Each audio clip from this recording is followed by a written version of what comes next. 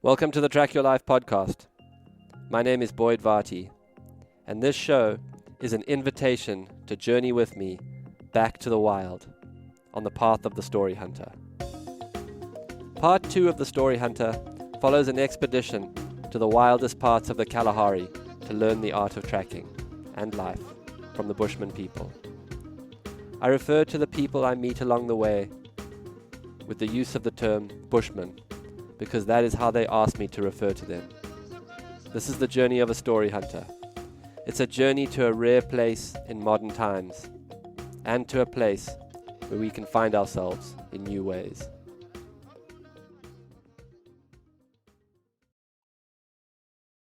Story Hunter, Part 2, Episode 1. The expedition begins. The expedition began with Alex. He had lived with a group of Bushmen the year before, and even for him, one of South Africa's best trackers, it had been a masterclass in the old ways of the wild. The San people is the broad term for the name of many clans that make up the Bushmen. I will refer to the people I met with the term Bushman, because that is how they asked me to refer to them. "Chap, these people are profoundly in tune with nature," Alex told me one night around the fire. 10 years ago, Alex and a brilliant Shangaan tracker named Renius Mhlongo, who I've written about in my books, both former safari guides, had founded the Tracker Academy with South African philanthropist Gaynor Rupert. The academy is now a training division of the SA College for Tourism, with a simple mission to preserve indigenous wisdom. With their partners, Alex and Renius had developed a program that took young men and women from the most previously disadvantaged backgrounds and taught them the ancient art form of tracking. Alex and Renius had lived and worked for years at Londolozi prior to founding the academy. Nowadays, Tracker Academy ran one of its bases from Londolozi Game Reserve, which is how I became a supporter. In my opinion, the Tracker Academy, led by Alex, had done more for the modern preservation of the art of tracking than any other organization. And Alex and I had a long history and hundreds of hours in the bush together, mostly focused on our passion for following wild animals. We know each other well. We lived and worked together at Londolozi for years before he went on to found the academy. Alex has been a roommate to me, a gym buddy, a mentor, a sparring partner. We've run tracking retreats together, and we've been in all sorts of dangerous situations. There are some things in life that are rare and hard to define. The feeling that something is in someone's blood is rare, and that's the feeling you get around Alex. Alex and I recognize each other. A hat and boots don't make a cowboy. A cowboy is a way of being. It's like that with trackers. It's in you or it's not. Alex is a live wire of intensity. He puts out the energy of a honey badger. He has experience operating all over Africa in remote conditions. And like me, he's prone to making things up as he goes along. And it's for all of these reasons that I said yes when I heard we'd been invited to the Kalahari to go and study with the Bushman people. We wanted to find out particularly what indigenous hunting skills were still being taught. We wanted to understand how closely the Bushman people were still living in tune with nature. We wanted to find out what skills were being lost and what still survived. Particularly, we wanted to understand if the ancient hunting skills associated with the art of tracking were still being taught. We had heard that there were still some Bushmen who could do the mythical persistence hunt. But these stories were mired in rumors and uncertainty. We'd have to find out for ourselves. Joining us would be another guide by the name of James Turrell. Jamo is a renowned safari guide and photographer. He also runs a production company. He's also an endurance athlete, a skill that we might need if the Bushmen took to running down game. We would operate from Botswana's frontier town of Maun, where we would gather supplies.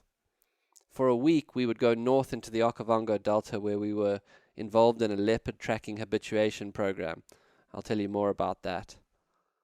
Then we would head south through the central Kalahari, a harsh 58,000 square kilometer wilderness, aiming for the town of Khansi, where a local woman named Annaline had agreed to host us and give us the lay of the land. Annaline had grown up in central Botswana and she could speak the Bushman language, and she had relationships with local Bushmen. She would be a great contact to connect us. From Khansi, we would head south into even more remote terrain, eventually aiming for the town of Hukunsi. Here we would have to be extremely self-sufficient, camping and handling brutally hot, dry conditions. Around Hukunsi, we hoped to meet someone who still knew the way of the persistence hunt. The great dance, as the persistent hunt is sometimes called, occurs in the heat of the day. A hunter will run on the trail of a kudu, which is a type of antelope. He runs when it's hot and at a time of year when the animal has had very little food. The hunter knows that the human body can dump heat faster than an antelope. Animals, particularly antelope, do not have sweat glands. He must track as he runs, entering into a state of consciousness that allows for outrageous endurance, hours of running in incredible heat, in desert sand, while tracking. The hunter must give the antelope no time to rest. Over hours as he runs, tracking the antelope, he flushes it repeatedly out of the shade until it is too hot to continue running. In the accounts I've heard of persistence hunts, once the animal is tired, in some way it gives its spirit and body to the hunter. It literally lays at his feet and he kills it in a moment of deep communion and sacredness. This is an ancient hunting practice by an ancient people. The Bushman people, like all hunter-gatherer cultures, have a profound respect for their prey, and they consider the hunt a prayer in itself. This whole process is called by the Bushman people the Great Dance. It's an ancient practice by an ancient people, as I said. A practice with a deep respect for the wild, where only what is needed by the tribe is taken. The Great Dance is an art form that is being lost, for it requires not just profound endurance, but also superb tracking skills, and something more mysterious, the ability, like all great trackers can, to attune one's consciousness to the animal, to run with an invisible thread of energy connecting the hunter and his quarry. I understand this becomes hard to talk about. We enter here into a mysterious body of ancient knowledge that defies logic.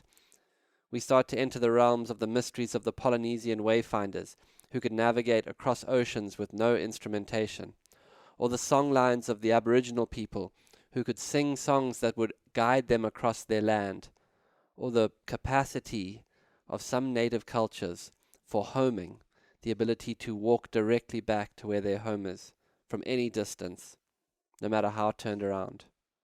There are human capacities that are being lost, and we believe that the Great Dance is one of those mysteries. But we need to find out for ourselves. We need to actually be on the ground and experience it to truly understand what goes on in that style of communion with the wild.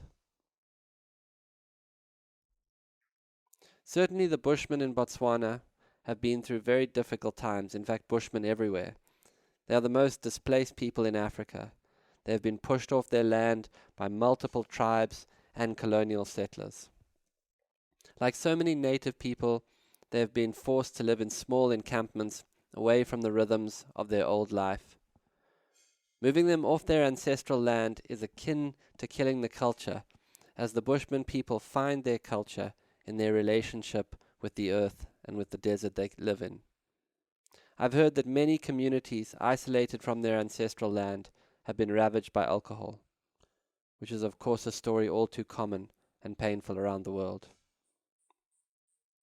The confidence I have in entering into an expedition and mission like this is that I have literally seen the Tracker Academy reconnect hundreds of young men and women with the birthright of their indigenous wisdom, and I believe wholeheartedly in that mission. In the weeks before we depart for Botswana, we plan as best we can, but there are tremendous unknowns, and Alex loves this. We have to learn from the Bushmen, he says. You're going to have to let the desert take care of us. To be honest with you, we need to be a bit wild, he laughs. We've both been getting a bit bloody domestic. We need to shake it off. It's true, we'll need to turn on our nomadic genes, be willing to follow the tracks where they lead us, and we must be ready for the Kalahari. I've started running in the summer midday heat to get ready for long hours moving across the desert. I've stopped lifting weights for a few months now. I must try and get lighter. In the weeks prior to departure, I have the sensation that something is occurring, something akin to what happens in your psyche when a ceremony has been called. It's like a part of me is already reaching into the future. In my dreams, I'm in the desert, already with the first people. An owl has started visiting my dreams with messages. Nothing I can really decipher, but a sense that something is stirring in my unconscious mind. I'm already shedding my modern cultural mind state. In nature, we see this deeper unconscious mind reflected as archetypal energies that we recognize. When a lioness protects her young with ferocity, or when a leopard kills another leopard's cubs, we glimpse the primal shadow of our own disowned unconscious mind. We see the archetypal energy of the mother. We too are programmed to grow, unfurl, go dormant at times, on the natural pattern of life. We are filled with desires to lay seed. In the eyes of a lion we see a predator that lives in us, and in the flight of an eagle we see our nomadic longings for freedom. But certainly we meet ourselves in new ways in the wilderness. To explore this place at the intersection of nature and the human psyche is my deepest calling. And to be with the Bushman people is to go back through time to where this intersection is closer to the surface of consciousness. Every time I visit the wilderness within, and know wilderness, I take a step towards a life most will never come close to. And in some ways this is actually what I seek on this trip, to be close to the wilderness that brings me closer to my undomesticated self. Where Alex and James and I are going is into a rare place in these modern times. We are going back to the wild. Thanks for listening to another episode of the Track Your Life podcast with Boyd.